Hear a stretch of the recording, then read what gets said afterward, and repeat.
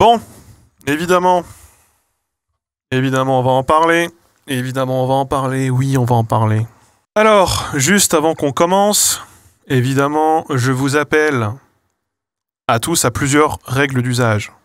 Premièrement, à ce jour, aucune plainte n'a été déposée. Et à ce jour, même si la présomption d'innocence est une notion juridique qui ne concerne pas les individus qui sont ici et qui pourraient être là, Léo est seulement accusé de viol.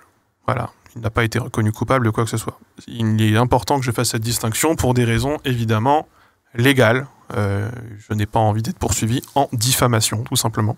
La deuxième chose, c'est que je vous déconseille et je vous décourage et je vous demanderai de ne pas aller alimenter ou participer à un harcèlement de masse envers Léo Grasset. Évidemment, pour tout un tas de raisons qui me semblent ne pas avoir besoin d'être expliquées. Et la troisième chose, c'est que, évidemment, de mon côté, pour ceux qui ne savent pas, du coup, il y a eu l'enquête Mediapart. Je suis témoin dans cette enquête Mediapart. Je corrobore des choses qui ont pu se passer. Et donc, je crois les victimes. Et je vous invite, si vous n'êtes pas d'accord, si vous considérez que tout ça, c'est des conneries, ou quoi que ce soit, aussi, ce que vous voulez, à les laisser tranquilles. Quoi qu'il arrive. Est-ce qu'on peut se mettre déjà d'accord sur ces bases avant de commencer? Quand vous dites quelque chose, vous prenez position, vous ne restez pas neutre. Si jamais vous voulez rester neutre, vous ne parlez pas. C'est le meilleur moyen de rester neutre. La seule raison pour laquelle je lis un article de BFM TV actuellement, qui est un article qui a été publié il y a pas longtemps, en soirée, c'est tout simplement pour des raisons évidentes d'infraction au droit d'auteur, du fait que cette enquête a mis 2 ans pour être faite, et que, je crois, à la louche en tout cas, et que le travail de Mediapart est financé par les gens qui soutiennent Mediapart directement d'un point de vue financier, et que c'est pour ça qu'il y a un paywall. Donc, il ne faut pas publier de version gratuite de l'article de Mediapart. Abonnez-vous, machin, etc. Par contre, je peux tout à fait vous lire l'article de BFM TV, qui est en accès libre, et qui lui reprend une partie des éléments, des choses qui sont invoquées dans l'article de Mediapart. Voilà, tout ceci étant dit, je pense qu'on peut commencer cette lecture, et on ira vers peut-être un autre ou un autre encore, pour voir ce qui a pu être dit, ce qui a pu être fait, et ce qu'il faut en retenir ou non. Et j'essaye, je pense que vous vous rendez compte là maintenant tout de suite, de prendre le maximum de précautions pour que ça se passe correctement, voilà, ce stream. Donc je vous saurai gré, évidemment, de tous y mettre du vôtre, pour le bien de tous. Ça me paraît important.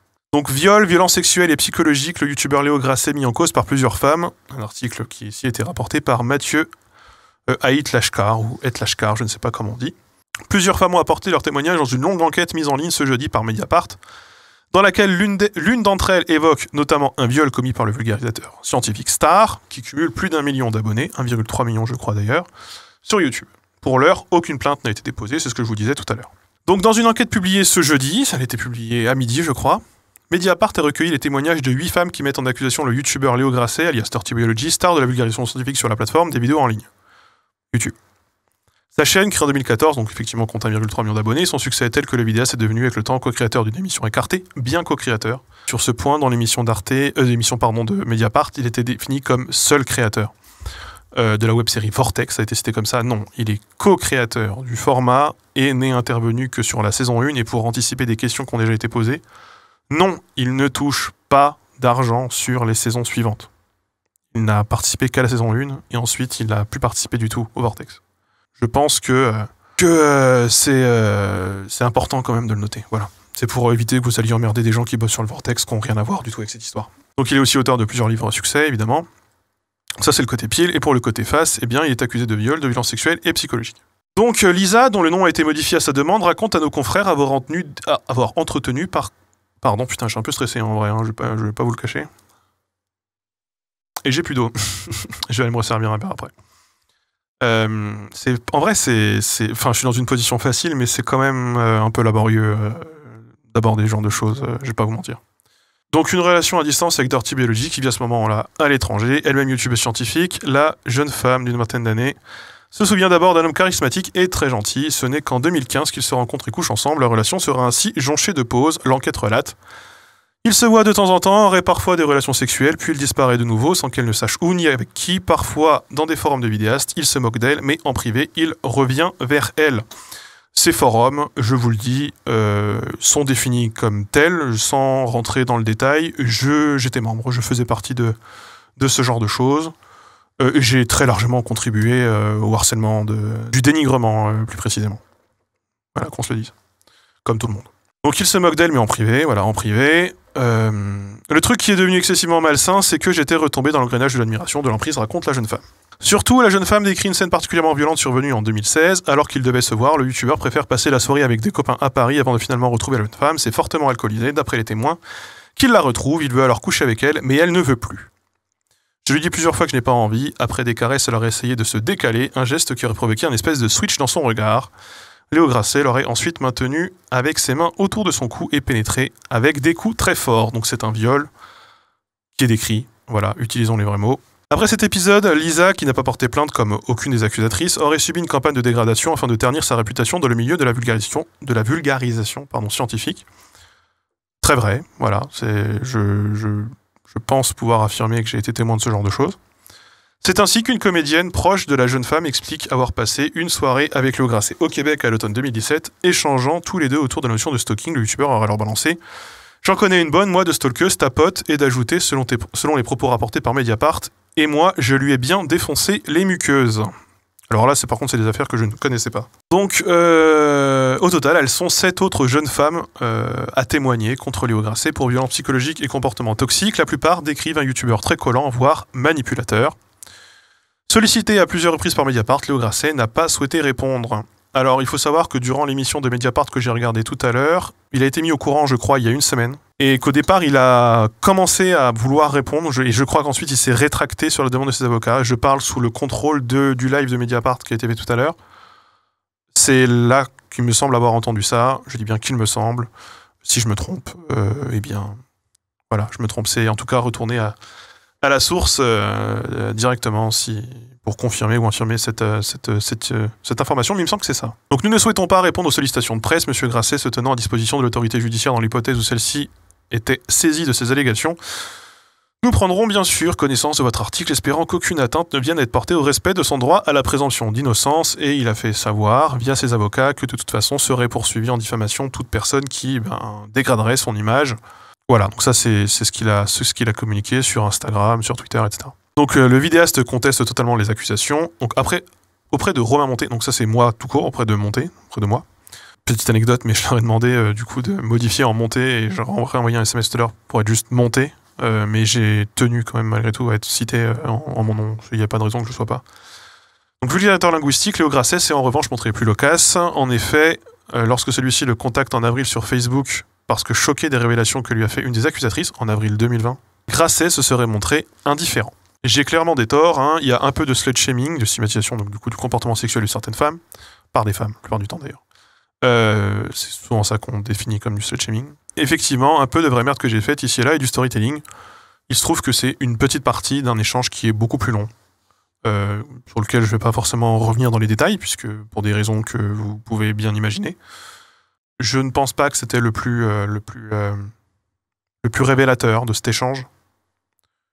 Mais ça dit quand même quelque chose, effectivement. Donc la réponse de Léo, qui est ensuite ici partagée par Vincent Manilev, qui est aussi dans l'article, et il a fait des témoignages vidéo également. Donc ce jeudi soir sur Instagram, face à l'ampleur de la polémique, il a fini par dire qu'il contestait totalement les accusations relayées à son encontre. C'est l'affaire telle qu'elle est actuellement définie, voilà. Il n'y a pas grand-chose à dire en plus sur les faits. Si jamais vous voulez beaucoup plus de détails, notamment d'un point de vue des citations, d'un point de vue de ce qui a pu être abordé ou pas, je vous renvoie vers, évidemment, le live de Mediapart qui a été fait ce soir. C'est sur la chaîne YouTube de Mediapart. Allez-y. Il y a les témoignages de plusieurs victimes dedans. C'est, je pense, important d'écouter aussi avec la voix et l'émotion qu'elles mettent dedans ce qui s'est passé. Moi, j'ai par exemple découvert toute l'histoire de Clotilde Chamussy, que je connais par ailleurs. Elle fait écho et elle évoque des soirées, des choses et des lieux que je connais bien. Et j'ai été assez surpris, effectivement, enfin surpris non, enfin j'ai été un peu Désolé qu'elle se soit retrouvée dans cette situation, évidemment. Concernant ce live différé vidéo, il faut savoir que Mediapart, dans un premier temps, m'a demandé si j'étais sur Paris et si je pouvais me déplacer pour pouvoir intervenir. Je ne pouvais pas. Ils ne pouvaient pas m'envoyer qui que ce soit pour faire de témoignages vidéo pour cette vidéo avec qui elle est donc du coup été diffusée ce soir à 19h. Mais il avait été évoqué que je fasse moi-même partie de ce genre, des personnes qui interviennent publiquement pour évidemment apporter mon soutien et affirmer une fois de plus ce que j'avais vu et les échanges que j'avais pu avoir. Voilà. Si jamais vous voulez la version des victimes et la version globale de ce que j'ai pu ajouter ou pas ajouter, je vous mets un thread, surtout, enfin là dans le chat. Alors, il y a tout un tas de trucs que je rappelle, que j'explique, etc. Mais surtout, si jamais vous allez tout en bas, vous allez avoir le lien vers le thread de Manon, que je vous invite à lire. Quand même, c'est important, je pense. Et vers Clotilde, aussi, le Twitter de Clotilde, vous pourrez aussi vous rendre et avoir plusieurs informations. Ça me paraît aussi... vraiment, faites-le, voilà, faites-le. Je pense que c'est aussi important. Et la raison pour laquelle, c'est une des choses sur lesquelles je veux me défendre, entre guillemets, puisque j'ai été mis en cause par quelques personnes là-dessus, malgré tout, aujourd'hui, sur le fait que j'ai partagé, et ça peut donner l'impression que j'essaye d'accumuler les bons points de féminisme ou d'essayer de me faire passer pour un allié alors que je savais depuis longtemps et que peut-être j'aurais trahi et que peut-être j'avais une position facile, etc. Alors, plusieurs choses. Évidemment, j'ai une position facile. C'est évident. On ne veut pas revenir là-dessus. Je n'ai pas été agressé sexuellement. Je n'ai pas été agressé psychologiquement par qui que ce soit, et en tout cas pas dans le cadre de mon travail. Et je n'ai encore moins été violé, ni par lui, ni par qui que ce soit d'autre. Et donc évidemment, moi, ma position, elle est facile. Vraiment, elle est très simple. Bien sûr, personne ne n'ira, évidemment. Pourquoi, par contre, je savais et je n'ai rien dit? Eh bien, il faut savoir que j'ai su dès l'instant qu'un dossier s'est monté. Là, par Mediapart, mais il y a eu d'autres possibilités, d'autres choses qui ont été évoquées. J'ai su dès le début. Dès le début de quand elles ont commencé à parler entre elles et faire des retours d'expérience sur ce qu'elles avaient pu vivre. Je l'ai su directement. Mais je n'allais pas tweeter à je sais pas quelle heure, et au fait, machin a fait ceci envers cela, envers telle personne, ça s'est passé tel jour à telle heure, je crois, parce qu'en fait je suis même pas directement concerné, j'étais pas là, YOLO. Évidemment que non. Évidemment que ce n'est absolument pas quelque chose à faire. Il y a deux choses dans cette histoire qu'il faut retenir. C'est que d'abord, la temporalité de ce genre d'affaires appartient aux victimes présumées, parce que c'est à elles de, en l'occurrence ici, de s'organiser, de savoir si elles ont envie de subir les retombées ou non. Ce n'est pas à moi de prendre quelque décision que ce soit qui soit de cette nature. Ça, c'est le premier point. Deuxièmement, c'est pas parce qu'on n'en a pas parlé sur Twitter et qu'on n'a pas informé la communauté des différentes chaînes en question qui pourraient être impliquées, qu'on ne parle pas dans notre milieu, qu'on n'en discute pas, qu'on ne s'informe pas, qu'on ne met pas les gens en garde sur ce qu'on pense avoir vu, sur ce qu'on pense savoir, sur ce qu'on pense connaître, sur ce qu'on pense avoir entendu. C'est deux choses différentes. On m'a dit, oui, mais normalement, tu as l'obligation de signaler un crime, si tu es témoin d'un crime. Alors, en l'occurrence, j'ai pas été témoin de crime. Moi, de toute façon, directement. Mais c'est une obligation que l'on a envers la justice. C'est pas une obligation que l'on a envers Twitter. Ni envers vous qui seriez abonné à ma chaîne Twitch ou à celle d'un autre youtubeur. Évidemment. Ce n'est pas à moi de vous rendre ce service. Et c'est un service qu'on ne rend à personne. Et ça me paraît important d'expliquer cette chose qui me paraît pourtant essentielle et banale. Dans cette affaire, la seule chose que j'ai fait, moi j'ai pas fait grand chose en réalité, j'ai rien fait en fait. Hein. Vraiment, j'ai mon nom là-dedans, mais je n'ai rien fait, moi, personnellement. J'ai juste discuté avec les victimes présumées, dit que je les croyais, ce qui est le cas, tenu à leur disposition si elles avaient besoin d'aide, quand elles ont eu besoin de moi pour ceci ou pour cela, quand Mediapart m'a appelé, ce que j'ai fait, c'est tout simplement fournir les discussions que j'avais pu avoir avec l'accusé, et je n'ai absolument pas interféré sinon dans le travail de l'enquête. Et voilà, et ce n'est pas, j'ai juste fait ce qu'on m'a demandé de faire. À la question, et je vois que ça a beaucoup fait réagir, on me l'a posé comme une question un peu provocatrice. En mode, oui, mais vous allez en couvrir beaucoup encore comme ça, des histoires comme ça? Parce que genre, vous en connaissez encore plein d'autres et vous dites rien? La vérité, je l'ai dit sur Twitter, oui.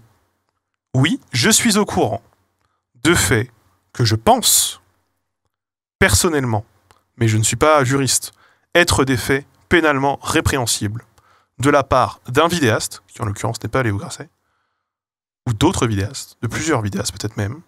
Enfin, j'ai été témoin d'une chose où vraiment il y a un vidéaste en l'occurrence. Les autres choses, j'ai eu des récits d'autres vidéastes également, qui de toute façon, pour moi, rentrent dans un cadre d'illégalité totale.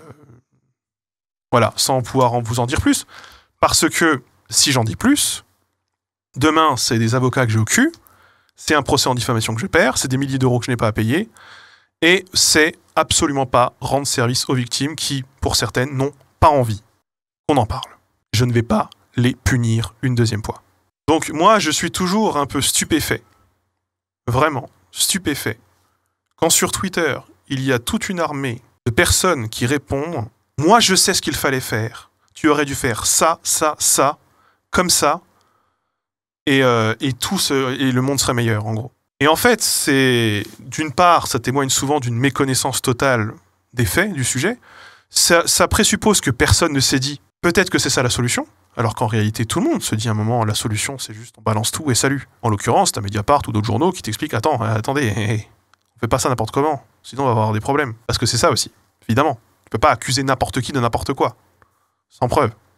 Bien sûr. Il me paraît évident que ce genre de sujets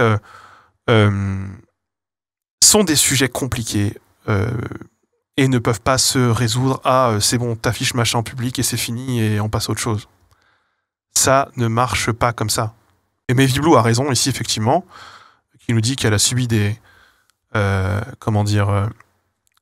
violences sexuelles, et j'en suis tout à fait désolé d'ailleurs. Effectivement, la temporalité de ce genre de choses, on peut être sur des temporalités très longues, le temps effectivement que la victime se dise, et blablabla, ou simplement se sente pas folle, discute avec d'autres et se rende compte que en fait, elle n'est pas la seule concernée par ce qu'elle pense avoir vécu, qu'elle n'est pas un phénomène isolé, qu'il y a quelque chose de systémique, qu'il y a un phénomène important, etc., autour, qui s'articule.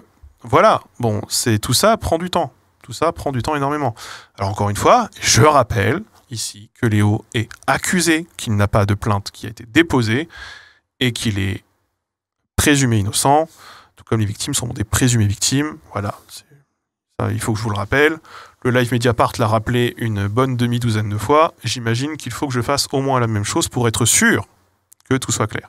Sur le phénomène d'emprise, je trouve qu'à titre personnel, je trouve que l'article Mediapart ne permet pas de se rendre compte vraiment de ce qu'est l'emprise. Parce que c'est compliqué, parce qu'il est limité en nombre de caractères et qu'on ne pourrait pas non plus... on peut pas faire un roman de 200 pages, quoi. Écoutez, moi, la question de l'emprise est une question qui me travaille depuis des années et des années et des années. Et là, c'est le moment où je vais tunnel un peu, je vais vous parler de moi et ça va être très émouvant. Il se trouve que, dans ma famille, ma mère, depuis... ça fait 12 ans que je ne lui parle plus. Ça fait 12 ans que je ne lui ai pas parlé. Ma mère était quelqu'un de très, très, très manipulatrice. J'ai vécu des choses très difficiles avec, en permanence, et je pèse mes mots, j'ai dû composer beaucoup et longuement avec des gens qui ne voulaient pas croire ce que j'avais à dire, qui me prenaient pour un fou, pour un ingrat, pour tout ce que vous voulez. J'avais le droit à des procès dans ma famille, j'avais le droit à des procès dans mon village, j'avais le droit à des procès partout où elle était passée avant moi. Et ça continue, parfois, sporadiquement, encore de temps en temps. Ça remonte maintenant un peu, mais par exemple, je m'y attendais pas du tout. Il y a quelques années, c'était le départ en retraite de mon père, je suis à départ en retraite de mon père, et il y a quelqu'un qui est venu me voir, me parler au nom de ma mère, pour m'expliquer que j'étais une sale personne, parce que je lui avais tourné le dos, blablabla. Il se trouve que, quand même, dans toute cette histoire, bon là, j'ai pas envie de me prendre un procès en diffamation de la part de ma mère non plus, pas se mentir. Je vis toujours dans la hantise qu'un jour elle débarque et que elle se pointe en convention ou j'en sais rien. Dieu m'en préserve, ce n'est pas encore arrivé. il s'est quand même passé des dingueries de ouf dans ma famille, vraiment des dingueries. Je pas forcément envie non plus de m'étaler énormément, mais des choses qu'on ne peut pas mesurer et dont on ne peut pas se rendre compte si on ne les a pas vécues, tout simplement. En fait, je pense que je peux tout simplement m'arrêter là, en vrai. Ça a quand même fini par le fait que je doive déménager de chez moi. J'ai dû aller vivre chez une tante que je ne connaissais pas vraiment, parce que ma mère avait évidemment coupé mon père de toute sa famille, et que cette tante en question était, et toujours d'ailleurs la sœur de mon père, que je ne remercierai d'ailleurs jamais assez de m'avoir hébergé, et de m'avoir aidé, de m'avoir inscrit à l'université, et ce qui fait qu'aujourd'hui je suis là d'ailleurs, et que je ne suis pas ailleurs. Moi, pour avoir discuté avec Manon de ce genre de choses, d'emprise, vraiment, elle a dit des choses qui font tellement écho à des choses que j'ai vécues, évidemment dans d'autres contextes, évidemment d'une façon totalement différente. Mais vraiment, ça fait tellement écho dans ce que j'avais pu vivre que de toute façon, vraiment, je vous le dis, je vous l'affirme, hein, vraiment, je crois mais Manon, mais à 2000%, vraiment. Elle ne peut pas mentir sur ce genre de choses, selon moi. Elle parle comme quelqu'un qui l'a vécu. On va pas se mentir, le fait que les phénomènes d'emprise et que une pauvre citation de ma part et une pauvre conversation Facebook que j'ai pu avoir avec quelqu'un permettent de contribuer à mettre en public et en lumière ces phénomènes d'emprise qui sont super courants en réalité, hein, on va pas se mentir, qui sont banalisés même parfois, et qui font qu'on traite les gens de fous, alors qu'ils ne le sont pas. Si ça peut aider au moins à faire ça, franchement, ce sera pas perdu, quoi. Ce sera pas perdu, en plus du reste, hein, évidemment. C'est compliqué, c'est vraiment très dur. C'est vraiment super dur. Et ouais, c'est... Enfin, j'ai pas envie d'utiliser ce stream où on parle de cette affaire pour tirer la couverture à moi et vous faire larmoyer sur ce que j'ai pu vivre ou non. Hein. C'est pas vraiment le sujet en réalité. Ma vie va vachement mieux depuis que j'ai fait le deuil, moi, de mon côté, de ces histoires. Et que dès l'instant que je suis tombé sur des gens qui me croyaient, qui m'ont écouté, qui avaient vécu la même chose que moi, ça a quand même beaucoup aidé. Actuellement, les victimes présumées de Léo Grasset ont besoin de soutien et je pense que c'est important de leur en donner. Et voilà, et donc si vous avez des questions auxquelles je peux répondre, sans trop rentrer dans les détails évidemment pour pas me foutre dans la merde et pour foutre dans la merde personne, en réalité, je vais les prendre, je vais essayer d'y répondre. Tu vas bien ? Moi je vais bien. J'ai pas vécu cette journée de manière mal, du tout. J'ai lu toutes les réponses qui m'ont été adressées, j'ai passé une bonne partie de ma journée à faire ça. J'ai essayé de répondre à quelques-unes, c'est pour ça que j'ai agrémenté le thread au fur et à mesure. Des réactions de Manon, de Clotilde, des citations de choses que j'avais pu répondre moi-même à d'autres personnes, notamment sur la question de la temporalité qui m'a beaucoup été posée. Le chat ici est super depuis le début, donc c'est plutôt cool. Ah, tu as reçu de la haine ? Non. Dans ce cadre-là, pas du tout. Des fois, c'était un peu compliqué, dans le milieu, de faire comprendre à certaines personnes que quelqu'un qui est considéré, c'est un argument qu'on entend tout le temps, mais quelqu'un qui aurait du succès et qui serait super beau, il y a cette idée qu'il ne pourrait absolument pas être problématique. Évidemment, ça ne veut rien dire. Voilà, on peut être beau, avoir du succès et être quelqu'un de toxique. Sans cibler qui que ce soit, évidemment. Hein. Je rappelle que Léo est présumé innocent. Mais ce ne sont pas des choses qui vont fondamentalement les unes contre les autres. Les phénomènes de pouvoir rentrent beaucoup en jeu. Et le pouvoir, c'est aussi la beauté, le succès, l'argent, les abonnés, les contrats, etc. Comment as-tu compris que ce que vivait Lisa était du harcèlement et as-tu cessé d'y participer ? C'est compliqué. Alors, sur cette question, très honnêtement, c'est compliqué, il y a beaucoup de choses qui rentrent en compte. Mais par contre, ce qui a été certain, c'est que quand j'ai été confronté à ce qui s'est passé, qu'on m'a dit ce qui s'est passé, à quel moment ça s'est passé, dans quelles conditions ça s'est passé, et que moi, à contrario, j'avais un discours en face qui ne correspondait absolument pas à tous ces faits qui pouvaient être vérifiables et qui ont pu être discutés et qui sont dans l'article, évidemment, je me suis dit, il y a quelque chose qui ne correspond pas, vraiment. Il y a un problème de discours. Il y a un problème de cohérence. S'il y a un problème de cohérence là-dessus, il y a probablement un problème de cohérence sur beaucoup d'autres choses. Mais à ce moment-là, je crois que de toute façon, on était dans le confinement, il y avait déjà plus vraiment les forums qui sont cités étaient des forums où ce genre de choses n'était déjà plus vraiment abordé. Parce que c'était un peu délité, en tout cas je pense à un truc en particulier, où il était quand même vachement moins fréquenté. Je pense que le plus gros du dénigrement que la Lisa en question a dû subir, je pense que ça s'est surtout concentré entre 2015 et 2018, je dirais, à vue de nez. Parce que j'ai l'impression que ça s'est un peu estampé, normalisé à partir du moment où moi, je suis rentré, je suis arrivé à Fougères. Et je parle de tête, c'est pas des informations qui sont très justes et qui sont très bien définies. Et il y a quelqu'un qui pourra le dire en réalité. J'imagine que tu partages la critique de Manon envers ceux qui renvoient automatiquement les victimes à la présomption d'innocence. Tu pourrais développer un peu là-dessus, STP? Oui, alors la présomption d'innocence... En fait, juste écrire, moi, la présomption d'innocence, du coup, team machin ou team truc, ce n'est pas une position neutre. Et la présomption d'innocence, c'est une question de justice. Vous avez le droit d'avoir un avis qui irait contre cette présomption d'innocence. Moi, par exemple, tout à l'heure, je vous dis, je pense que, selon moi, les victimes ont raison. Je les crois. Peu importe que Léo soit présumé innocent ou pas. Ça ne change rien. Ça ne change rien à ça. Est-ce qu'au moment de la saison 2 du Vortex, la présence de Léo Grasset a été évoquée et décidée en prenant compte de ce sujet? La saison 2 du Vortex, Léo ne travaillait déjà plus. Je n'étais pas là. Je n'étais pas là du tout. Mais je connais les gens qui ont travaillé sur cette saison, évidemment, et moi, je suis arrivé saison 3. Il se trouve qu'à ce moment-là, Léo avait, si j'ai bien compris, déjà été évincé, comme tout le monde en réalité. Enfin, les saisons, elles se renouvellent d'une année à une année. Les relations, et là, ça ne me concerne pas vraiment, mais ça a plus ou moins été évoqué dans l'article Mediapart, donc je pense que je peux en parler. Les relations entre, d'une part, la production du Vortex et Léo, et d'autre part, Arte et Léo sont des relations qui ont été tendues. Ce qui fait que les collaborations ont été arrêtées, quoi qu'il arrive. Cola était-il au courant de ce que faisait son frère? Je n'en ai aucune idée, je ne connais pas Cola. Je ne le connais pas du tout, donc je n'en sais rien, lui seul peut le dire. Bien que le témoignage de Clotilde Chamussier, oui, est terrible, à lui seul il justifierait déjà un sévère questionnement, avec le reste c'est accablant. Malheureusement, dans ce genre de truc, c'est souvent, pour qu'on prenne la mesure d'un phénomène, il faut un espèce de phénomène de nombre pour que la parole puisse être prise au sérieux. On dit souvent, une meuf, on dit ouais, on dit ouais, à mon avis non, 2, on se dit ah, 3, on dit ah ouais quand même. Quand il y en a 8. Le nombre fait foi aussi, malheureusement, hein, trop souvent. Et c'est pour ça que ça met du temps à être construit, ce genre de dossier.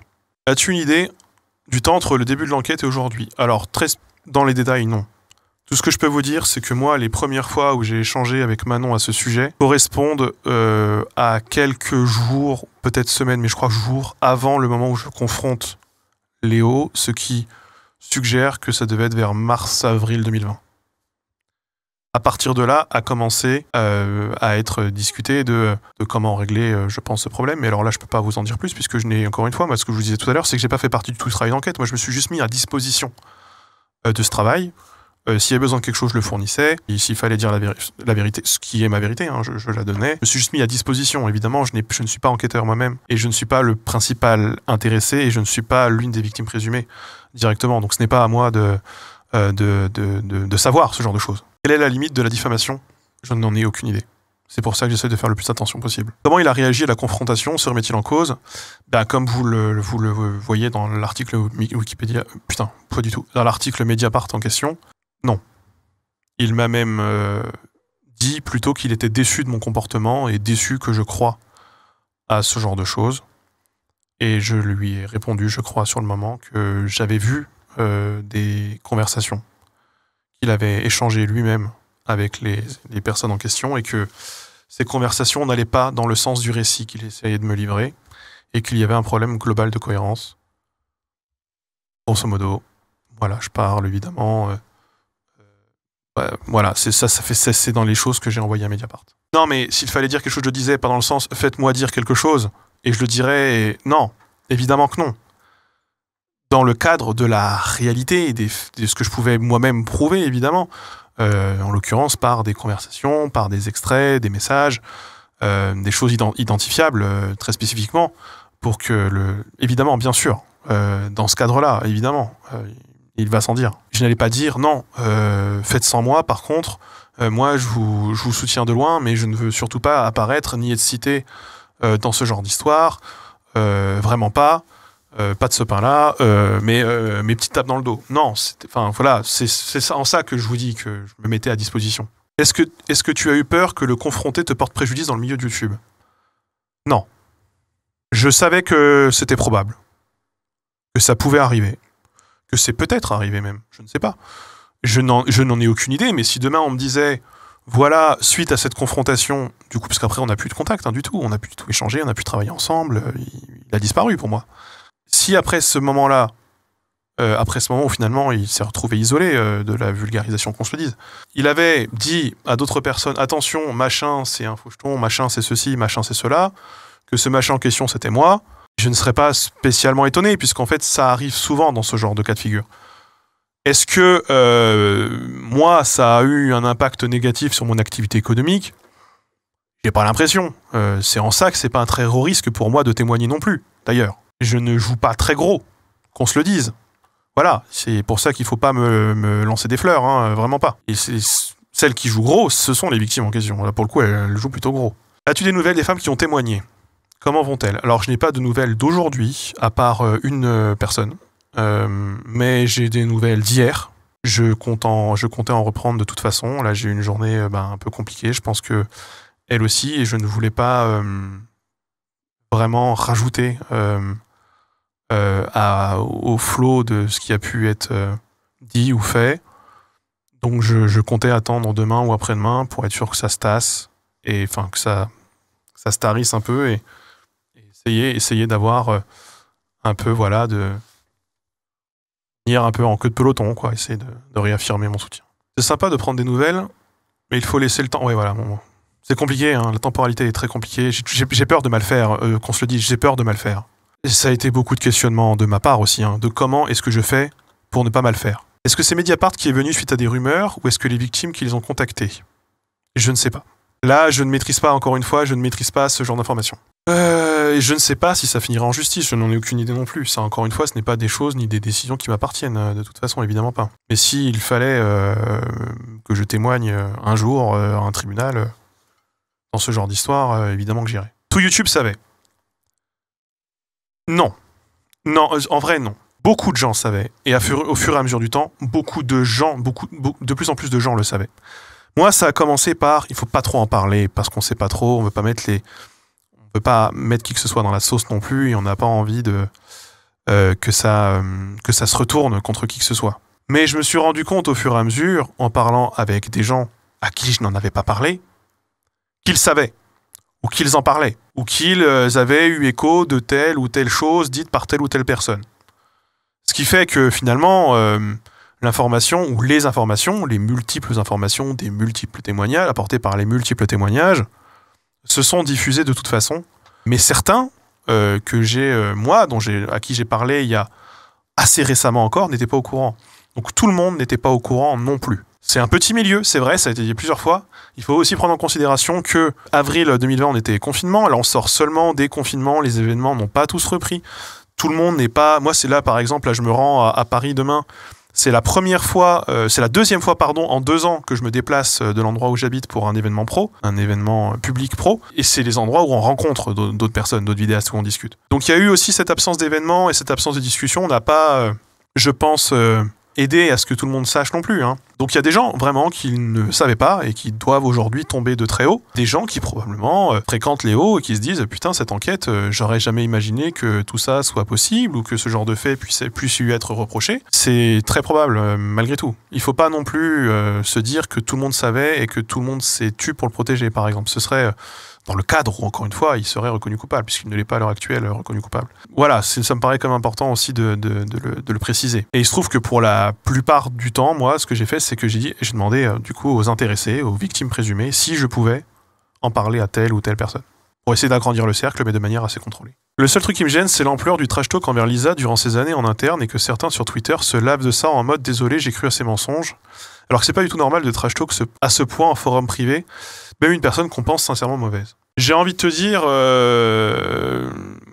là, c'est discuter de la question de normalité. Si par normalité, tu dis ça ne devrait pas être comme ça dans la société aujourd'hui, je suis d'accord. Est-ce que tu de la normalité, ça ne se passe pas comme ça dans les faits réellement dans aucun groupe social? C'est faux, dans beaucoup de groupes sociaux. Le phénomène de harcèlement ou de bouc émissaire est un phénomène qui se met assez simplement et facilement en place. De toute façon, j'ai envie de te dire. Pour tout un tas de raisons, de motifs que je ne connais pas et que je ne maîtrise pas parce que je ne suis pas...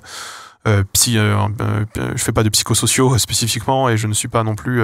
j'étudie pas non plus le comportement humain, mais j'imagine qu'il y a des explications sociologiques, psychologiques, etc. qui font que ça a l'air d'une manière ou d'une autre d'être dans la nature de comment fonctionnent les relations sociales en partie aujourd'hui en tout cas. Est-ce que la même histoire pourrait se reproduire aujourd'hui ou est-ce que des choses ont été mises en place dans le milieu pour empêcher ça? Alors ça non, c'est une grande question et évidemment que non. Le milieu n'est pas très structuré. Le milieu est en voie de professionnalisation, il n'est pas très structuré dans les faits, vraiment pas du tout. Je pense, là c'est un témoignage purement personnel et qui n'a aucune valeur scientifique que je vais vous donner, mais j'ai l'impression que ce genre de choses est plus facile sur YouTube, et d'ailleurs sur Twitch, sur TikTok, etc., qu'à la télé ou qu'au cinéma, qui sont quand même des milieux où ça en a beaucoup parlé dernièrement, et où on en a surtout entendu parler. Parce que il y a quand même, aujourd'hui, globalement, une chose qui joue vraiment contre nous, en fait, contre tout le monde. C'est, d'une part, que le fait qu'il y ait encore une partie du milieu qui ne soit pas structurée fait qu'on soit globalement beaucoup encore très ubérisé. On est dans une profession très très très ubérisée, très archipélisée. Les gens ne bossent pas au même endroit, ils ne se rencontrent pas. Ils ne se parlent pas souvent directement physiquement. Du coup, ils ne sont pas non plus témoins physiques de choses qui pourraient se passer, ou très rarement. Et ça conduit à des abus certains qu'il me tarde de pouvoir dénoncer aussi, concernant évidemment des abus qui pourraient être d'ordre sexuel, évidemment, parce qu'on en parlait juste avant, mais aussi des abus tout simplement dans le domaine du travail, dans l'exploitation des personnes. Voilà, l'exploitation des personnes sous quelque forme que ce soit. En fait, le côté youtubeur dans sa chambre, accessible, monsieur tout le monde, qu'on connaîtrait presque, qui a l'air d'être comme nous, et à qui on écrit et qui nous répond, parce qu'il est en déficit de légitimité, parce qu'il a le temps, parce qu'il est en train de construire une communauté, etc. Ça ouvre plus facilement des portes, je trouve, à cette dérive. Mais peut-être que je me trompe, peut-être que vraiment je me fourre le doigt dans l'œil et peut-être que ça n'a rien à voir et peut-être qu'au contraire c'est quelque chose qui empêche ce genre de choses. Il se trouve que si jamais je dois placer mon avis quelque part, c'est plutôt dans le fait que l'absence de structuration de notre milieu et de contrôle de notre milieu, qu'on se le dise aussi, hein, simplement, contrôle économique, social, etc., donne une plus grande permissivité d'abus, quel qu'il soit, de la part de personnes influentes vers des personnes qui sont influencées. Quand vous mettez image, starification et un secteur créatif quel qu'il soit, vous obtenez un cocktail magique. Hein, vous obtenez un cocktail magique de oh mon Dieu, oh mon Dieu, moi, toutes ces possibilités qui s'ouvrent à moi. Eh bien, alors, tout est une histoire de domination. Voilà, si je devais résumer de toute façon les affaires quelles qu'elles soient. Et puisque j'en parlais tout à l'heure, des choses moi desquelles j'ai pu être témoin, on rentre dans ce cadre, évidemment. Est-ce que tu penses qu'il y a une causalité entre la fame, être sous les projecteurs, et le narcissisme dans ce genre de dérive? Il y a une question à laquelle je n'ai pas répondu et à laquelle je cherche d'avoir des études là-dessus sur ce sujet, ça fait 2 ans. Précisément, justement. J'ai consulté des sémiologues pour la question, j'ai parlé avec des gens qui travaillent sur la célébrité de la télé-réalité notamment. J'ai voulu même en faire toute une vidéo sur est-ce que le succès rend fou? Est-ce qu'un succès immédiat, non contrôlé, chez une personne notamment qui a été à faible capital social ou à faible capital culturel, à faible capital, quand il se retrouve avec cette montagne de capital entre les mains, qu'il soit symbolique, encore une fois, ou autre, hein, économique aussi, évidemment, bien sûr, est-ce que cet immense capital qui lui tombe dessus, est-ce que ça altère la perception ou la façon que l'on a soi-même de se percevoir dans l'écosystème social dans lequel on évolue? Vraie question que je me pose. Vraie question. Et ça m'intéresse vraiment. Parce que je pense, j'ai l'intuition en tout cas, que tout ça répond quand même à une problématique qui est structurelle. Ce n'est pas pour rien que des affaires comme celle-ci, encore une fois présumées innocents bien sûr, que des affaires comme celle-ci trouvent des parallèles dans des secteurs qui en vrai n'ont pas grand-chose à voir sur la pratique artistique, mais qui ont à voir dans leur construction et les mécanismes les mécanismes sociaux qui pourraient être en jeu. Dans le secteur de la musique, dans la télé, à la radio, évidemment, ou dans n'importe quelle forme de communauté où arrive un peu de la notoriété. J'ai entendu parler sur Twitter de la BD, par exemple. Bah voilà, j'y pensais pas, je ne connaissais pas, je ne savais même pas, moi, que ça pouvait être concerné par ça. Mais évidemment que si. Donc il doit probablement avoir quelque chose qui relève du structurel. Tel type d'individu, confronté à tel phénomène structurel, qui se démontre de telle façon ou de telle façon chez lui, conduit probablement à tendanciellement, ce genre de choses. Évidemment, quand je dis structurel, oui, systémique, pareil. Je parle en termes de structure parce que, voilà, structuralisme, mais... Ben non, il n'avait pas tous les capitaux, puisqu'il lui faisait quand même défaut celui d'avoir une exposition médiatique absolument incroyable et une assise dans un milieu professionnel qu'il n'avait pas avant. Encore une fois, présumé innocent, tout ça. Léo jouissait, et jouit probablement encore aujourd'hui, en tout cas jusqu'à hier, c'était certain, d'une position privilégiée dans le domaine de la vulgarisation. L'une des plus grosses chaînes, l'une des premières à avoir été sollicitée pour tel ou tel projet, à avoir travaillé avec telle ou telle chose, à pouvoir redistribuer les cartes aussi, évidemment, de comment ça allait se faire dans le milieu, qui allait avoir accès à telle chose, etc. Donc non, il n'avait pas accès, avant YouTube, à ça, puisque, j'en sais rien, peut-être pas. Après, d'autres ont accès à ces cartes aussi, et ne sont impliqués, à ma connaissance, dans aucune histoire qui pourrait ressembler de près ou de loin à ce qu'on a lu tout à l'heure. Est-ce que c'est ce milieu qui fait ça, ou c'est parce qu'ils sont connus, où on entend parler, et que ça arrive tous les jours dans d'autres milieux qui ne sont pas connus, on entend moins parler? Oui, bah alors non, mais en vrai, ça arrive, j'ai vu tout à l'heure un commentaire qui disait ça arrive aussi dans le milieu de l'entreprise, et oui, évidemment, ça arrive dans tout cercle social, toute proportion gardée, évidemment. Je remarque une tendance chez ceux qui acquièrent du capital trop vite, fortune ou médiatique. Ça grossit les traits, je pense, sans en déclencher. En somme, là où la norme sociale nous contient dans nos névroses, pas eux. Là, après, moi, je veux pas faire d'essentialisme et je veux pas me livrer à ce genre d'explication, parce que je n'en sais rien du tout et je ne sais pas ce qui est vrai ou ce qui n'est pas vrai. Ce qui est, sur les phénomènes structurels, hein, j'entends. Tu sens cet effet, toi-même, par toi, la fame te corrompt. C'est une crainte absolue que j'ai. C'est une crainte énormissime que j'ai. Après, j'ai pas un développement de chaîne. Ma chaîne se développe bien, hein, évidemment, j'en suis très content. J'ai pas eu un développement très fulgurant, je suis arrivé après les autres et j'ai pas assisté aux premiers événements clés, je n'étais pas invité dans la vulgarisation, ceux qui ont vraiment lancé des chaînes. Je n'ai pas été partagé par les personnes qui ont vraiment propulsé des chaînes vraiment sur le devant de la scène. Je pense aujourd'hui qu'une bonne partie de la vulgarisation dans le top 5 ou top 10 doit beaucoup à Antoine Daniel qui, dans ses 29, a beaucoup mis en avant plusieurs chaînes de vulgarisation, pour qui ça a tout changé du jour au lendemain. Il faut quand même pas qu'on oublie. On est dans un milieu qui fonctionne aussi à la cooptation, et que le transfert de communauté est l'une des choses qui marche le mieux. Alors, je dis pas que j'ai pas eu de transfert de communauté, évidemment que j'en ai eu aussi ponctuellement, ça a été un peu plus long à acquérir, et il a fallu un peu plus que je me batte pour ma place. Mais moi, j'ai toujours eu comme objectif un objectif de long terme, et surtout, YouTube n'est pas une fin en soi pour moi. Non mais, évidemment qu'Antoine n'est coupable de rien, évidemment. N'allez pas croire ça, évidemment. Bien sûr, ce serait idiot. Ce serait particulièrement idiot de penser ça. Je rappelle juste l'histoire de la vulgarisation, alors, en l'occurrence. Il se trouve que moi, je n'ai jamais cru que j'allais pouvoir en vivre. Quand ça a commencé à être le cas, j'y croyais pas. Quand j'ai déposé mon premier dossier CNC, je n'y croyais pas. Je n'ai jamais pleuré parce que j'étais pas invité à tel événement, et même des fois, j'ai plutôt la flemme d'y aller, et j'annule des événements. Je déteste lécher des culs, je déteste le relationnel, je déteste les événements où il y a 300 personnes, même 100 personnes, c'est trop déjà. J'aime pas le monde, pour ça que je fais des vidéos chez moi. Et ça, c'est une chose. Une autre chose, c'est que moi, mon objectif dans la vie, c'est d'être heureux. Alors, vous allez comprendre pourquoi tout ce discours se met en place, en fait. Mon objectif dans la vie, c'est d'être heureux. Pour être heureux, le seul moyen que j'ai trouvé pour être heureux, alléger mon stress, vivre mon existence et calmer mes angoisses. Je suis quelqu'un d'extrêmement angoissé et stressé. J'explose facilement de stress, très facilement. C'est, d'une part, d'être tranquille, d'avoir un cercle social sur lequel je peux compter, qui n'est pas très gros, mais que j'espère fiable, et de pouvoir être droit dans mes bottes. De me sentir droit dans mes bottes. C'est ça, la valeur morale que je mets au-dessus de tout. Pour que je puisse être heureux, il faut que je puisse être cohérent avec moi-même, avec ce que je suis censé défendre, avec mon système de valeurs, et donc avec tout ce que j'ai été et là d'où je viens. C'est-à-dire, toujours défendre le prolétariat d'où je viens, toujours m'opposer à toute valeur de mérite, puisque le mérite n'existe pas. Voilà, absolument.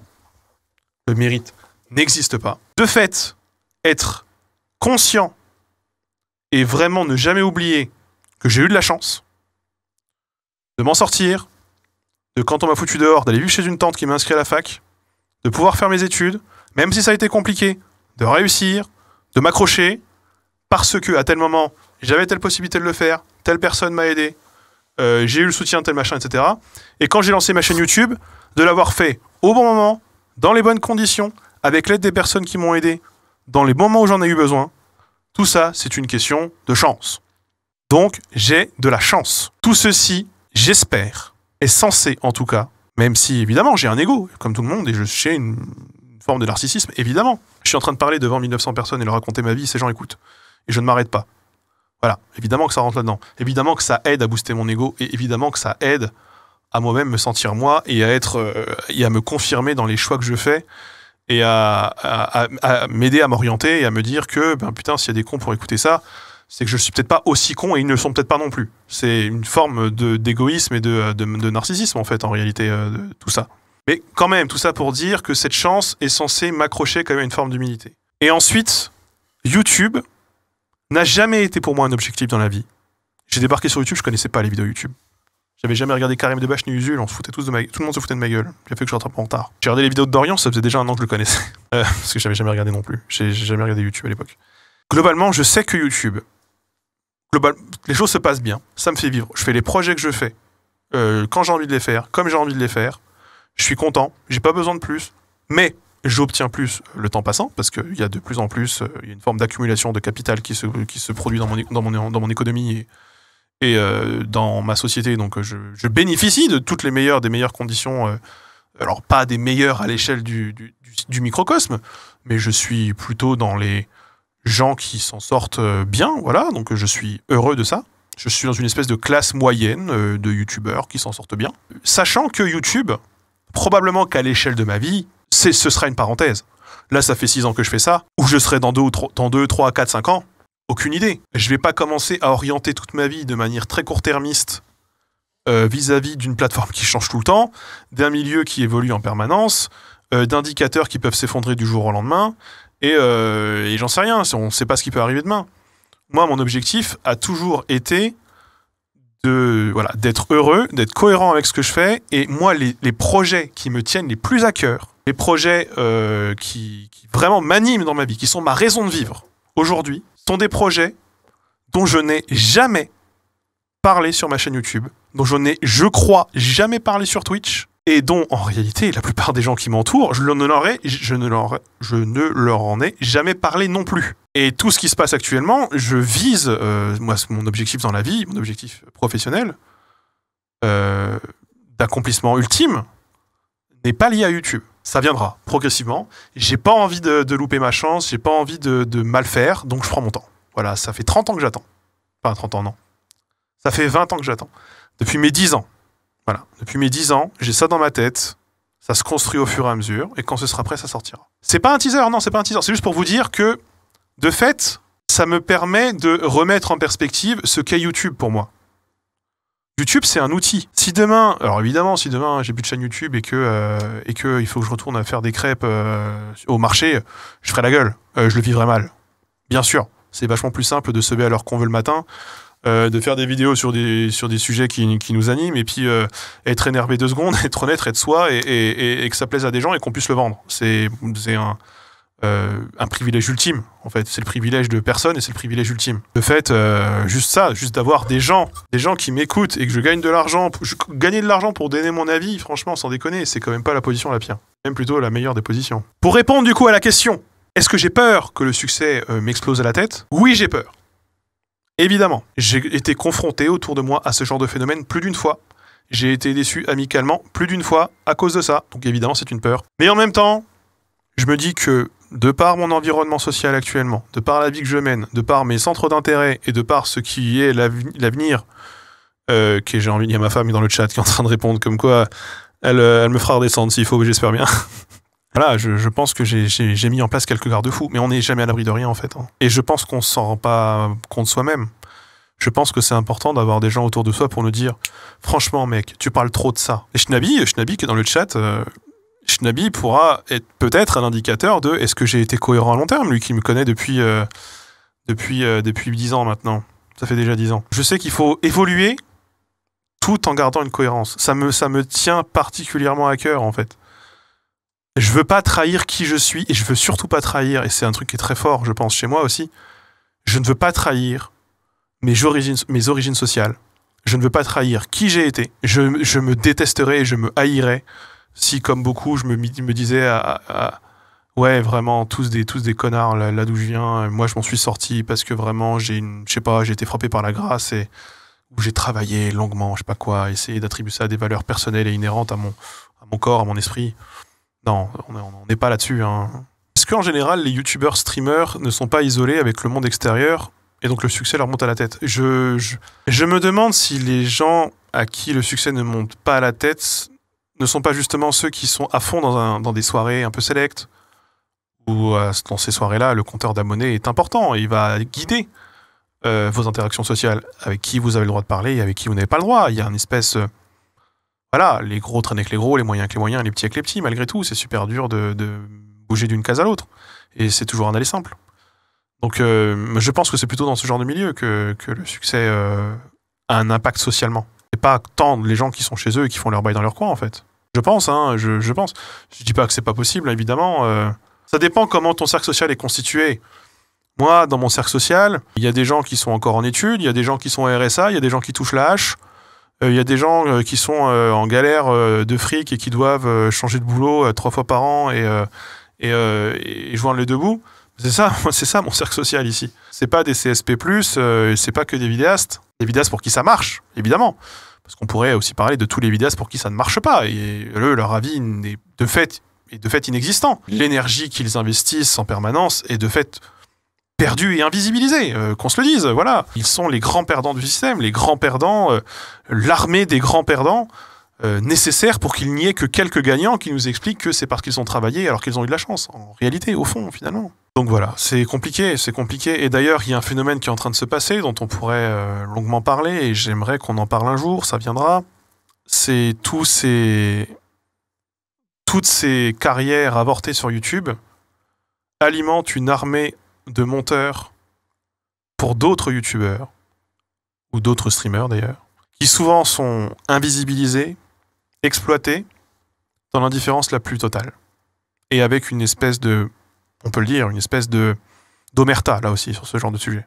Alors que c'est quand même pas compliqué de payer les gens un minimum, quoi. Enfin, faut faire les choses en bonne intelligence un minimum, quoi. Et encore une fois, on revient à la condition première. Moi, mon but dans la vie, c'est d'être heureux.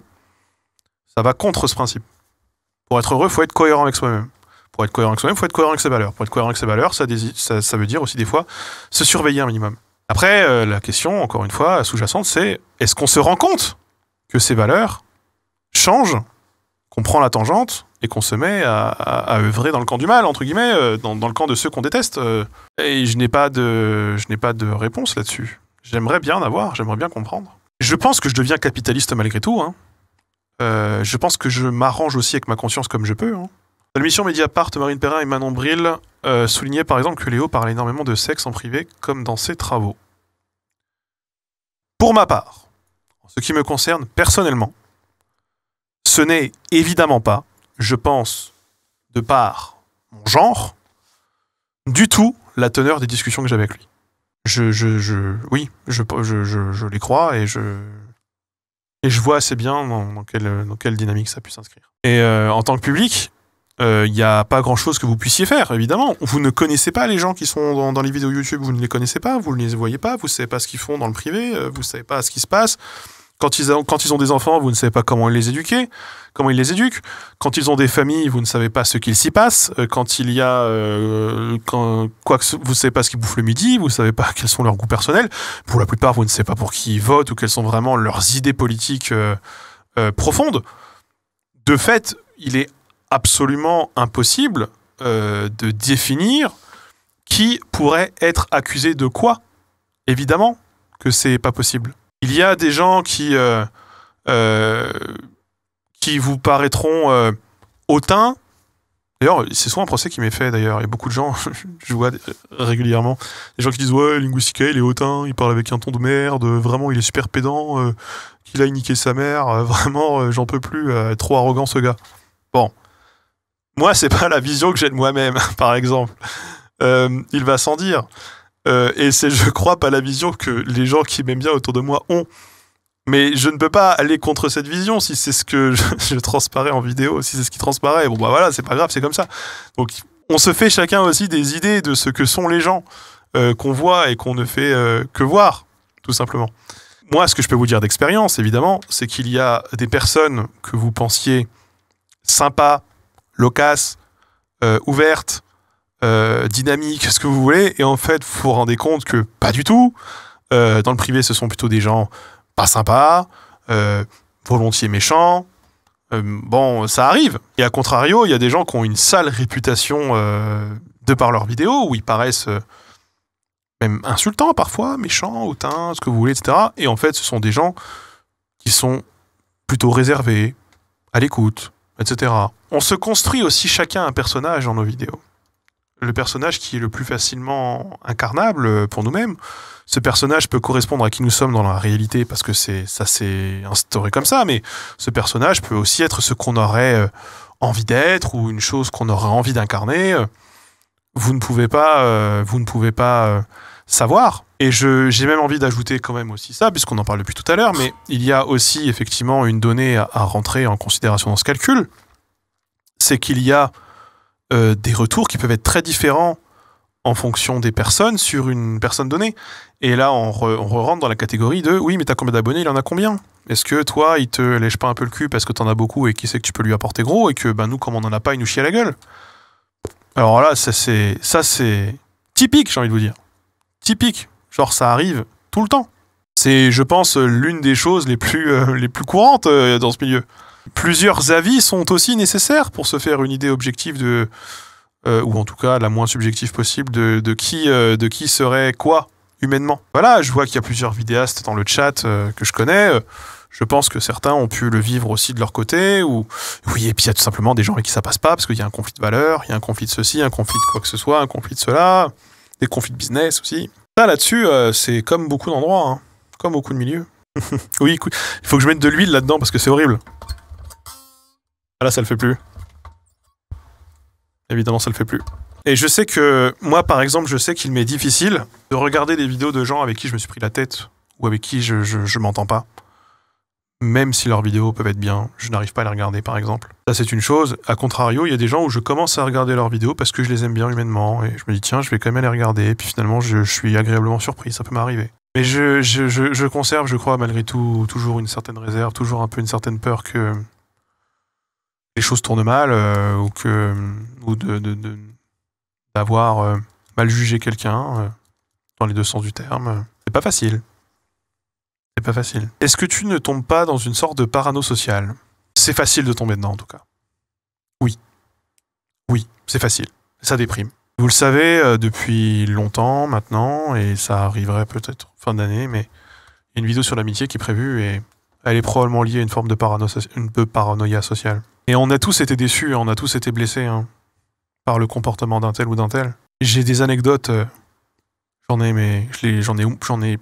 pas assez de mes 10 doigts pour vous conter toutes les anecdotes qui auraient pu impliquer une déception envers quelqu'un dans ce milieu. Pour des trucs très anecdotiques des fois, ou pour juste des écarts de traitement manifestes. Les milieux où il y a des compteurs d'abonnés et où il y a de la fame à aller chercher et où tout marche à la cooptation, c'est des milieux où il y a beaucoup de suceurs, beaucoup de faux culs, par nécessité de survie pour certains, ou d'ambition pour d'autres. Évidemment, mais ça j'ai envie de vous dire, c'est pareil dans le milieu de la musique, c'est pareil dans la télé, c'est pareil dans la BD aussi. C'est pareil dans beaucoup de milieux en fait. Et c'est vrai dans une certaine mesure dans le monde de l'entreprise évidemment aussi. Moi je trouve malgré tout quand même, et je tiens quand même à le dire, que la vulgarisation m'a l'air plutôt épargnée par rapport à d'autres milieux. Voilà. Quand même, j'aimerais quand même apporter cet élément. Il doit y avoir 10 000 autres choses aussi qui rentrent en considération, puis la vulgarisation, c'est un tout petit milieu aussi. Il Faut aussi se dire que plus le milieu est petit, plus la prise de risque est grande. Quand tu t'éloignes du cadre social qui existe. Plus un écosystème est petit, solide et rigide, plus c'est difficile de transgresser dans cet écosystème. Ça fait loi. À la vulga, ça dépend. Écoute, j'ai envie de te dire. Je dis pas que les comportements toxiques n'existent pas, évidemment que non, c'est ce que je vous dis depuis tout à l'heure, bien sûr qu'il y en a. Moi, pour avoir eu des informations qui concernent d'autres milieux de YouTube, ou d'autres domaines qui ne sont pas liés à YouTube d'ailleurs, d'autres domaines artistiques, ou d'autres domaines à succès ou à fame, aucun n'est vraiment épargné. Certains sont plus durs que d'autres. Je trouve, malgré tout, quand même. Le côté entre-soi favorise l'omerta et les dérives. Ouais. Avant de vous laisser, je voudrais réaffirmer encore une fois, si ce n'a pas été clair, tout mon soutien aux victimes, que je crois, pour toutes les raisons que j'ai pu aborder tout à l'heure. Et voilà, ça me paraît juste de rappeler ça. Je vous réinvite, pour ceux qui ne l'auraient pas fait, à lire l'article Mediapart qui a été écrit, évidemment. Si jamais vous n'avez pas les moyens de payer, voilà, vous êtes maître de votre conscience et de ce qu'il faut faire ou pas. Concernant les quelques éclairages que j'aurais pu faire, etc., vous les retrouvez là. Et au bout du thread que j'ai fait, il y a Manon et Clotilde qui sont intervenus. Et je vous invite, chacun et chacune, à aller voir ce que Manon et Clotilde ont dit cette journée-là, sur cette affaire, qui, je pense, est la seule chose à faire en réalité. Tout simplement.